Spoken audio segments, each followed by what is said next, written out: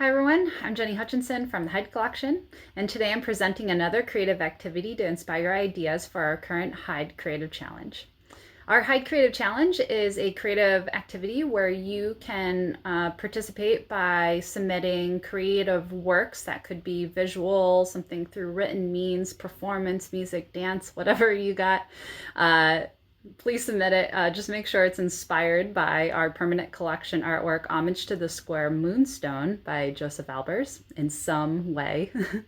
This work came to the Hyde Collection as part of the Fibus & Schmidt collection, and that was a gift that was given in 2016. So throughout all of the creative exercises I've presented, each activity provides a connection point to a notion of how our artist, Josef Albers, thought about color. You can view each of these exercises on our Hyde Collection's Facebook page or on the Hyde Collection's YouTube page. With each exercise, we consider Albers' philosophy on color, which requests that one consider the effect of a color and how that may complement a creative process or interpretation of an artistic medium that specifically features color. So in our first creative exercise, we first tried different versions of our own homage to the square.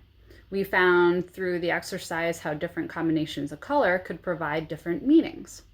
For most of us, that meaning is going to be directed through our emotions, so how color feels. For Albers, he's specifically only concerned with how color is seen, but both methods are applicable to ways to think and feel and see color, or our interpretation of that. I also shared a quote by Josef Albers. Quote, "When you really understand that each color is changed by a changed environment, you eventually find that you have learned about life as well as about color." End quote. This is an appropriately timed quote to consider given our current environment and social climate. Our way of life has drastically changed and remains challenged. Changed is exactly where we find ourselves nowadays, so it's no surprise that the colors of the rainbow, or the rainbow as a symbol itself, has been selected as a beacon of hope for different symbols of awareness and even calls to action for change. So those are all different things to think about when we're considering our own interpretation of color for creative exercise. In the second creative challenge, I specifically directed the conversation to include ideas about color scheme.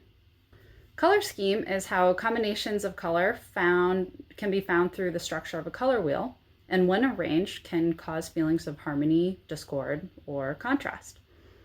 Many of our artists, particularly from the modernist era, are consumed with implementing a strategy of color scheme, and this directs an idea or feeling about their artwork. Vincent van Gogh in particular is quite specific about this. For example, his famous artwork Night Cafe has a complementary color scheme with red and green. Other famed artists such as Claude Monet and even Picasso explore the depths of a monochromatic color scheme, but in extremely different ways. So Monet explores this concept through the changing of light of day and recording that in a painting. Whereas Picasso aspires to connect the essence of melancholy, specifically while in his blue period, yet when he's in happier times, he reflects red in his red period. And then we even have artists like Wassily Kandinsky that specifically assigns feelings to shapes and colors. So he creates a whole visual symphony out of a visual language that he himself has constructed. In any case, color is a vehicle to explore creative expression, though sometimes it is indeed difficult to know where to start. Therefore, we can look to Albers' basic principle of, quote, "open your eyes," and we can look around us. Color can be found everywhere, and we can find inspiration in anything. We each possess our own unique means of how we find and feel drawn to certain colors. So with this exercise that I'm going to present today, that's exactly what I'm going to encourage us to explore.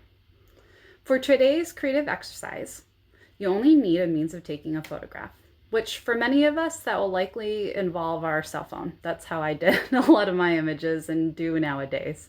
However, you could use a digital camera, a camera on an iPad or other tablet, or if still wanting to stick to a visual form, you could recreate a scene. You could write and describe a scene that you're looking at, and you can even perform these scenes in music or dance in some way about a color that you're seeing. So any one of those methods are really applicable here. Okay, so first start by moving in a space around you of your choice. So that could be inside your house, that could be outside your house, that could be walking down a street. Really, like, you choose the environment, and maybe you try this method in multiple different environments. So look around you and specifically consider the colors that you see. And if helpful, maybe you think about some of those color schemes that I outlined in one of those exercises. So you could look for colors that have a complementary color scheme. So those are colors that are opposite on the color wheel. So where do you see red and green, for example, or blue and orange, or yellow and purple? Are there instances around you in which you might find a monochromatic color scheme, where there is a focal point of one color, maybe surrounded by like a darker gray, black, or brown color, or maybe like the different shades of a color? Whatever it is, just take kind of note of all the different things you're observing and why maybe you're interested or drawn to them. And then take a series of photographs that capture your eye. Don't worry too much about taking a good photograph or what that means, because you can always edit these photographs. In fact, I think that's a natural thing to do, particularly as we're taking images with our cameras on our phones. So in general, really just start with, what are you drawn to? What types of colors are you drawn to? Why are you drawn to them? And how can you interpret that through taking a photo of your own? So to help along with some examples of this exercise, we have some summer interns and volunteers that we're working with this summer at the Hyde Collection. And I asked them to share some of their inspiration from around their environments. So first, let's consider this image by Sophia Kashmiri. Sophia took to finding inspiration in nature right around her own backyard, and she found these berries. She wrote, quote, "Josef Albers' Homage to the Square inspired me to take these photos. The greens and reds complement each other. Some of the forms in the images also mimic the simple forms that Josef Albers used.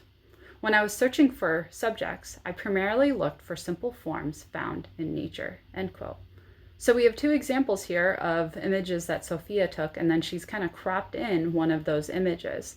So through the method of cropping, where we kind of remove or refocus the frame around our image, can change the way that the object looks. So that's something that I would recommend trying out. Like, maybe try zooming in or maybe even zooming out if possible, depending upon the nature of your image. Now, here's another work this time by Cheyenne Stone, and she's combined imagery together inspired by her surroundings. So she created an image based upon a monochromatic color scheme inspired by the color of blue. So here's what Cheyenne had to say about this image.